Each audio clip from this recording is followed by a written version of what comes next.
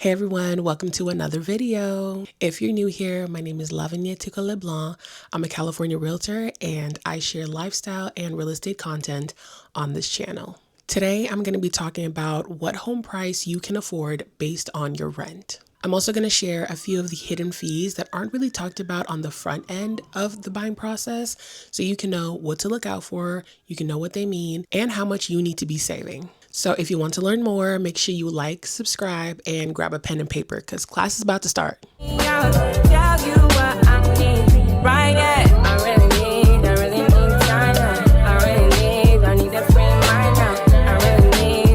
So if you're currently paying rent and you're paying it on time every month, that's proof to the lender that you can handle a housing payment. Now, the main difference between renting and owning is that when you own, your payment goes towards your equity and building your future instead of someone else's. Now, for those of you who don't know what equity is the part of your home that you actually own. It's a difference between how much your home is worth minus what you still owe on your mortgage.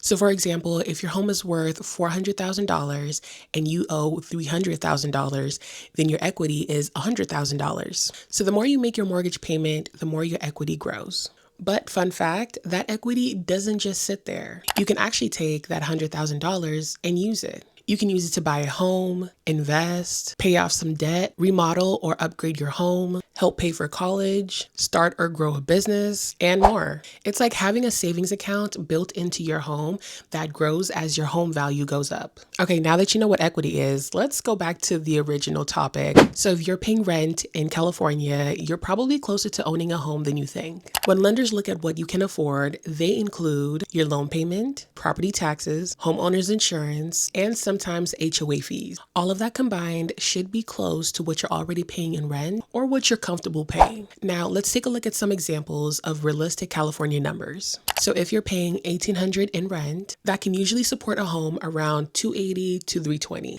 If you pay $2,200 in rent, that can support a home around $330 to $380. If you pay $2,800 in rent, that can support a home around $420 to $480 in California. In many cases, your mortgage could be close to or even less than your rent, depending on your loan, down payment, and where you're looking into. Because we all know that California definitely has different price ranges throughout the state. For example, the homes in the Bay Area is definitely way higher than anything here in the Central Valley. A perfect example would be this $2 million home in Palo Alto. The living space and the lot size was much smaller than this $2 million home that's just an hour and a half away.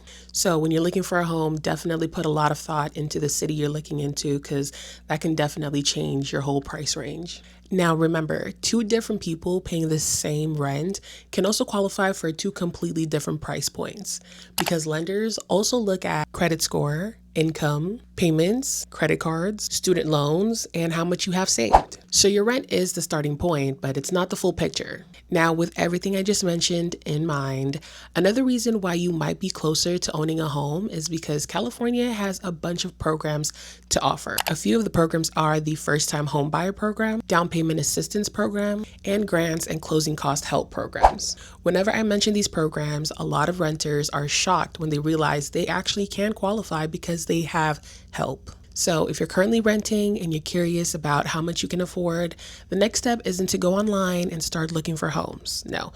The next step is to get pre-approved. That's when you find out your real numbers, and that's what opens real doors. Now, let's cover some of the hidden costs. Now, these aren't really hidden costs, but most home buyers aren't told about them early enough, and I want to cover it a little bit so that way you're not caught off guard when it's your turn. Okay, number one, home inspections. This is when a professional inspector checks the home structure, roof, plumbing, electrical, HVAC, etc. This is important because it protects you from buying a home that actually needs a lot of help, especially out of pocket. So it's better to find out what exactly you're buying and not having to find out after you close. Now, getting inspections is completely up to you, but as your realtor, I would never recommend that you skip this part. Getting an inspection done can cost anywhere from $300 to $1,000, but would you rather pay that or pay $12,000 to $15,000 for a new HVAC or a new roof? Yeah, that's what I thought. Number two, appraisal. This is when a lender hires an appraiser to confirm that the home value actually matches the price.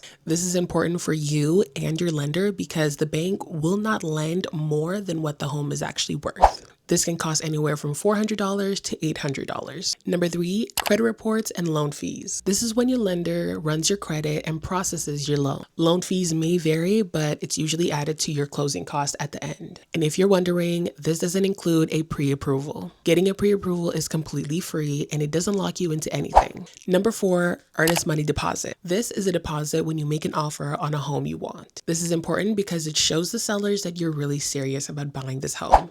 And this is usually 1% to 3% of the purchase price, and this goes towards your closing cost.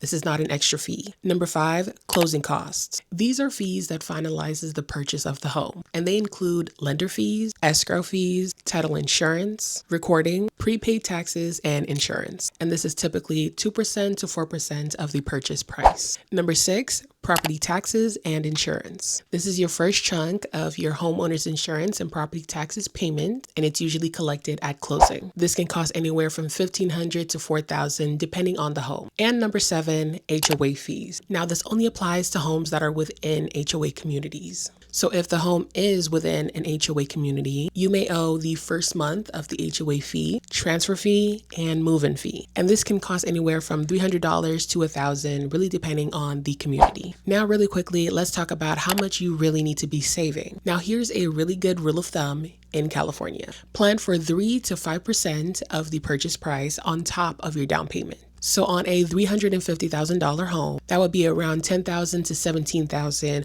for closing and fees. You see, most people budget for the down payment, but the real key is knowing the full cost of buying a home. So if you're watching this and you're currently paying rent here in California, you're learning about equity and understanding the real cost of buying, you're already one step closer to homeownership. The key is having the right information, being smart with your money and saving, and of course, having the right realtor. So if you're ready to explore what's possible for you, I'd love to help. I'll leave my email in the description down below. If you have any questions at all, I'm more than happy to answer anything. I know I mentioned a lot of numbers, but don't let that discourage you. Contact me. Let's get you connected to one of my trusted lenders. We can find out your numbers. We can find out what you qualify for. And most importantly, we can see if you qualify for any of those programs to help you. All right, you guys, I hope you enjoyed this video. Let me know what other topics you'd like me to cover, and I'll see you in the next one. Class dismissed. Bye.